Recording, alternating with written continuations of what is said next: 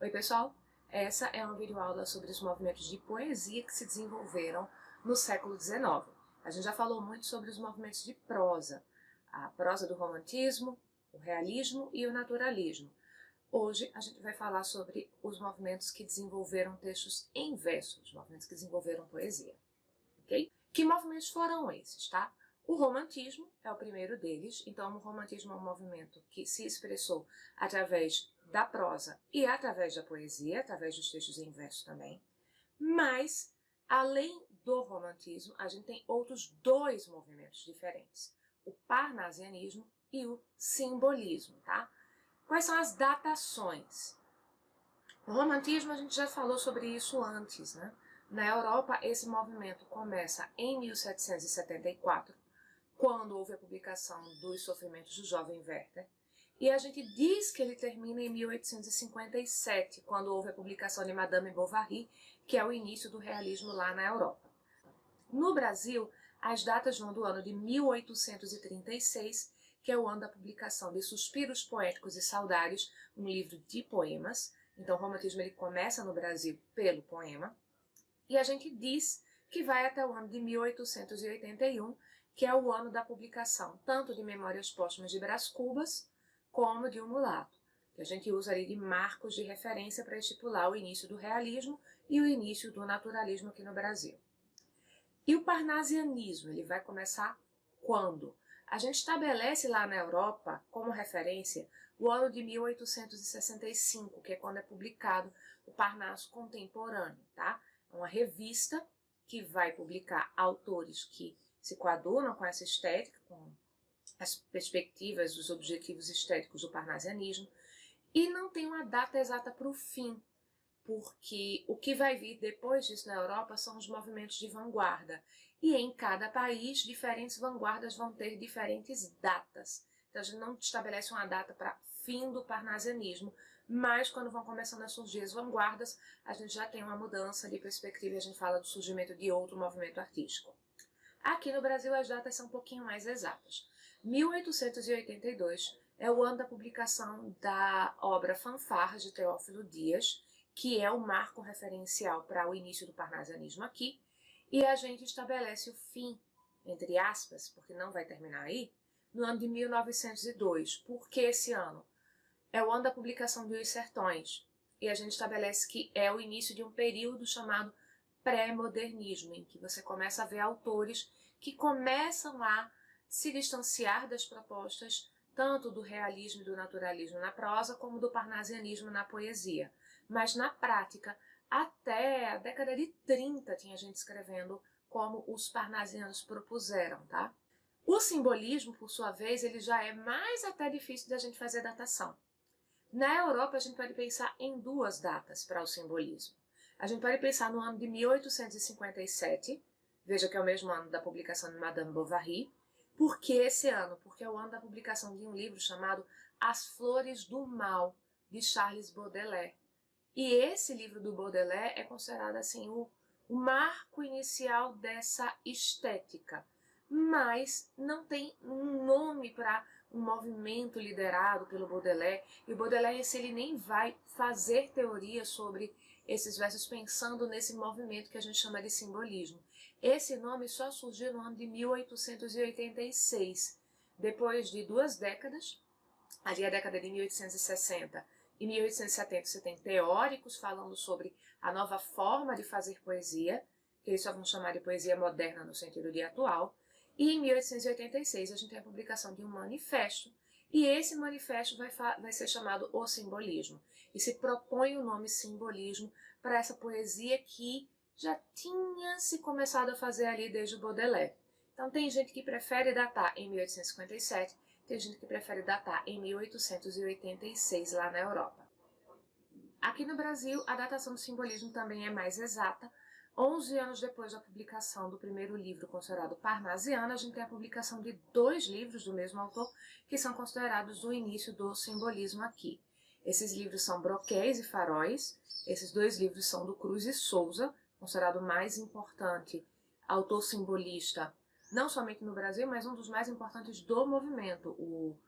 O Cruz e Souza ele é estudado, por exemplo, na Universidade de Sorbonne, no curso de literatura como um dos mais importantes escritores desse movimento no planeta.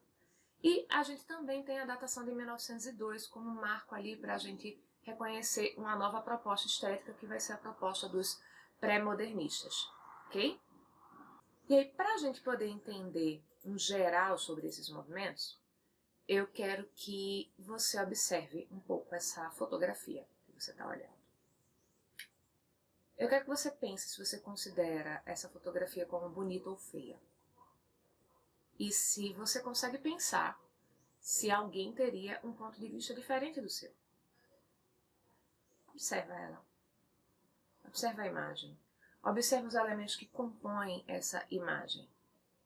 As cores, os contrastes, as formas. Pensou se é bonito ou feio?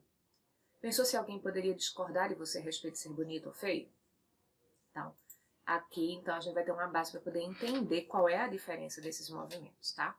A grande questão no que se refere à poesia do século XIX é justamente a reflexão sobre se a beleza é uma propriedade estável dos objetos que você pode analisar objetivamente, identificar objetivamente, e por isso você consegue reproduzir, porque você conhece como é que ela é feita, ou se a beleza não é uma propriedade objetiva das coisas que existem no mundo, dos fenômenos, dos seres, dos objetos.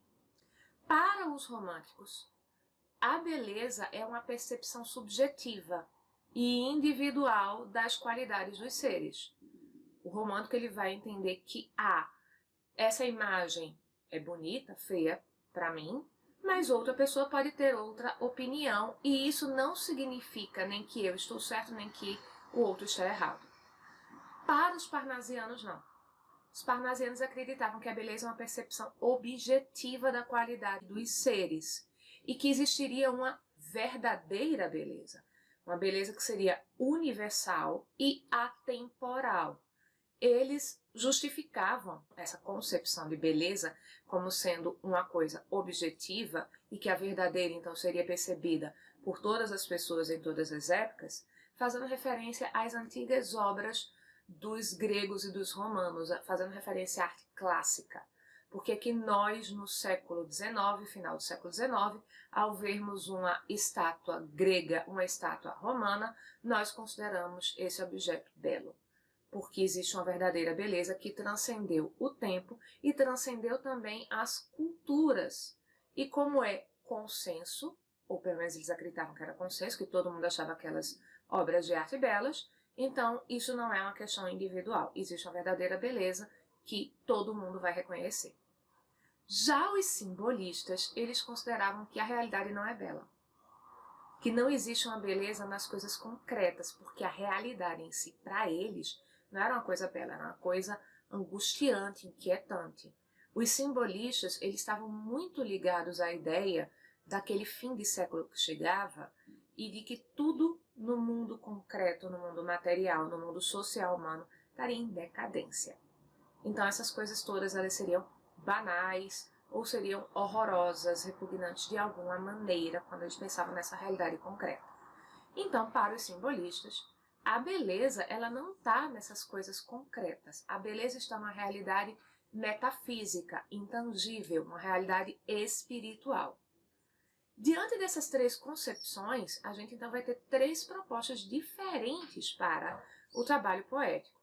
Se o romântico entende que a beleza é uma percepção subjetiva dos seres e das coisas, não existem regras para você fazer uma obra de arte para você conseguir que ela seja bela.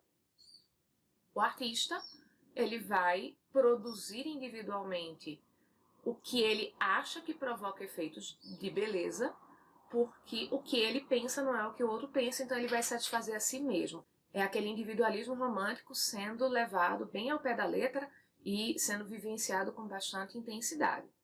Os parnasianos não, eles não acham que a beleza é objetiva. Então, existem regras, modelos, padrões, que se você seguir, você vai conseguir produzir uma obra de arte que vai ser considerada bela por todas as pessoas. Então, o artista ele tem que conhecer essas regras e ele tem que ser capaz de imitar essas regras se ele quiser ser bem-sucedido. Já os simbolistas não estão preocupados com isso, Porque os simbolistas, além de achar que a realidade concreta não é bela, que se a beleza existe, ela vai estar numa coisa metafísica, intangível, eles ainda pensam em uma outra coisa. Nessa época, os estudos da linguagem, eles começam a ganhar mais escopo, mais método científico, mais profundidade.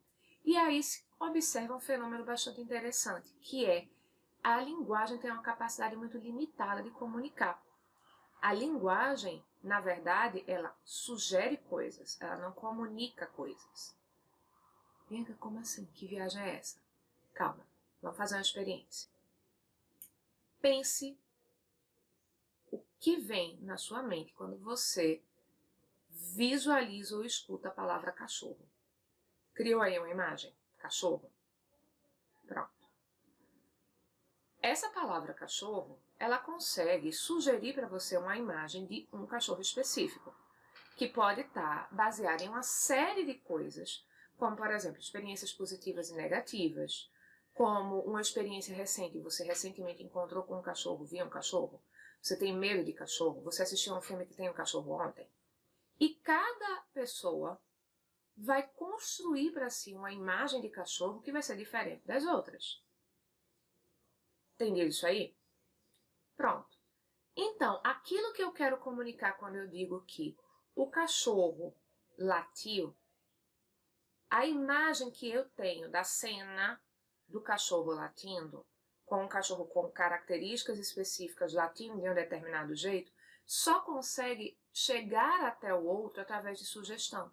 Porque o cachorro que ele vai construir mentalmente provavelmente é muito diferente do cachorro que eu estou pensando quando eu estou enunciando isso. A percepção que essa pessoa tem de latido vai ser muito diferente daquela que eu tenho. Então, o simbolista não está nem aí para se eu devo seguir ou não regras. Ele está muito mais preocupado com como é que eu consigo sugerir coisas quando eu escrevo minha poesia. Então, o dever do artista não é se preocupar com regras. O dever do artista é sugerir o belo. Ou porque eu vou representar uma realidade abstrata, que é onde a beleza está, já que na realidade concreta não existe beleza, ou porque eu vou sugerir que pode existir beleza nessas coisas repugnantes da realidade concreta, já que eu posso tentar encontrar fora do físico a beleza em alguma coisa. Como na prática essas concepções vão gerar poemas que são muito diferentes e com características que a gente consegue diferenciar uns dos outros, vai ficar mais claro nos próximos vídeos.